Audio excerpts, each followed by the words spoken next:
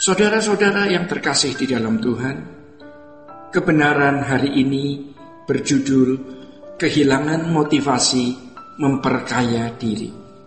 Salah satu ciri yang dapat terjadi dalam kehidupan orang percaya yang mengalami kemerdekaan dalam Tuhan adalah berubahnya perspektif atau mindset terhadap materi dan harta kekayaan. Saudara, kalau manusia lain, orang yang duniawi, pada umumnya mengejar harta, berusaha memiliki sebanyak mungkin, menumpuk kekayaan demi kepuasan dan kebahagiaan dirinya. Orang percaya tidaklah demikian. Orang percaya yang sungguh-sungguh merdeka dalam Tuhan akan kehilangan motivasi memperkaya diri demi kepentingan dan kebahagiaan dirinya. Jadi jika kebanyakan orang hidupnya dikendalikan oleh ambisi dalam mencari uang, memperkaya diri agar bisa bersenang-senang dalam hidup, orang percaya tidak dalam dorongan yang sifatnya mengendalikan seperti itu. Orang yang merdeka dalam Tuhan biasanya selalu mensyukuri berkat materi apapun yang ia dapatkan, tanpa melihat berapa banyak atau besarnya dari nilai yang diperoleh. Saudara-saudara, standarnya sudah berbeda, ya. Jadi bukan berapa banyak dan berapa besar, melainkan makna berkat tersebut diberikan. Hidupnya tidak lagi kelelahan karena mencari uang atau mengumpulkan harta di bumi. Saudara-saudara, inilah yang diteladankan oleh Tuhan kita Yesus Kristus. Dalam waktu pernyataannya, Yesus mengemukakan serigala mempunyai liang dan burung mempunyai sarang, tetapi anak manusia tidak mempunyai tempat untuk meletakkan kepalanya. Ini merupakan sebuah pernyataan yang menunjukkan kemiskinannya yang sangat ekstrim. Dari hal ini tampaklah bahwa Yesus rela kehilangan hak untuk menikmati kekayaan materi yang sebenarnya adalah miliknya sendiri.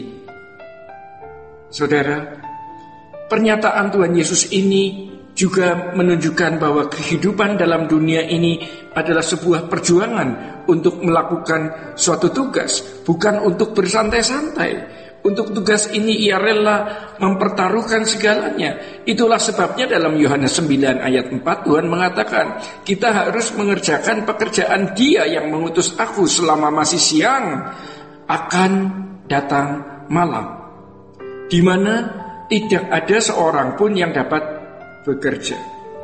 Saudara-saudara yang terkasih di dalam Tuhan, ungkapan ini menunjukkan bahwa semasa hidupnya di bumi, Tuhan sungguh memaksimalkan segala kesempatan yang ada untuk menggunakan pekerjaan Bapa, untuk dipergunakan di dalam pekerjaan Bapa. Paulus dalam tulisannya mengatakan, karena kamu telah mengenal kasih karunia Tuhan kita Yesus Kristus, bahwa Ia yang oleh karena kamu menjadi miskin sekalipun Ia kaya, supaya kamu menjadi kaya oleh karena kemiskinannya. Kata kemiskinan dalam teks ini adalah eptohesen, yang berarti become poor, menjadi miskin. Kata ini berasal dari kata ptoseulo, yang memiliki pengertian to be a beggar, seperti pengemis karena sangat miskin.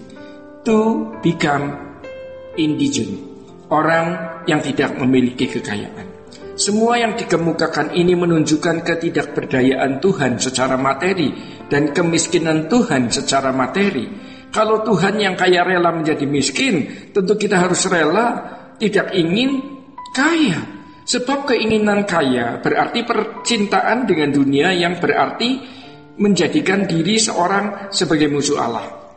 Seluruh usaha kita untuk memperoleh kekayaan materi harus digunakan bagi kemuliaannya. Jadi saudara-saudara, bagian dari keteladanan yang ditampilkan Yesus dalam kisah penyaliban itu juga berbicara mengenai seorang hamba Tuhan rela melepaskan kesenangan demi pelayanan bagi Tuhan. Ya. Jadi Paulus pernah berkata kepada anak rohaninya Timotius, asal ada makanan dan pakaian cukuplah. Implikasi ayat ini menyuarakan panggilan terhadap seluruh anak-anak Tuhan untuk tidak membiarkan dirinya terbuai oleh berbagai kesenangan pribadi lebih dari kecintaannya terhadap pelayanan bagi Tuhan. Ayat tersebut paralel dengan nasihat Paulus kepada jemaat Korintus. Saudara-saudara, inilah yang kumaksudkan, yaitu waktu telah singkat. Karena itu dalam waktu yang masih sisa ini, orang-orang yang beristri harus berlaku seolah-olah mereka tidak beristri, dan orang-orang yang menangis seolah-olah tidak menangis, dan orang yang bergembira seolah-olah tidak bergembira, dan orang-orang yang membeli seolah-olah tidak memiliki apa yang mereka beli. Pendeknya, orang-orang yang mempergunakan barang-barang duniawi seolah-olah sama sekali tidak mempergunakannya. Sebab dunia seperti yang kita kenal sekarang akan berlalu. Jadi saudara-saudara, Paulus tidak melarangnya orang mendapatkan berbagai fasilitas hidup, melainkan ia mengajak atau menganjurkan agar orang tidak menginginkan lebih dari apa yang ia butuhkan. Ia membuktikan kebenaran pernyataan-pernyataan di dalam suratnya dan di dalam hidupnya, sampai ia menghadapi matinya di Roma. Ia bukan hanya bisa berbicara, tetapi juga melakukannya sebagai teladan hidup. Itulah Paulus.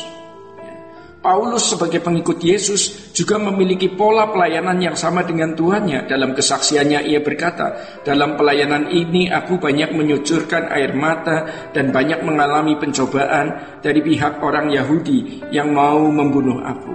Bahkan penjara dan sengsara menunggu aku, tetapi aku tidak menghiraukan nyawaku sedikit pun. Perak atau emas atau pakaian tidak pernah aku ingini dari siapapun juga.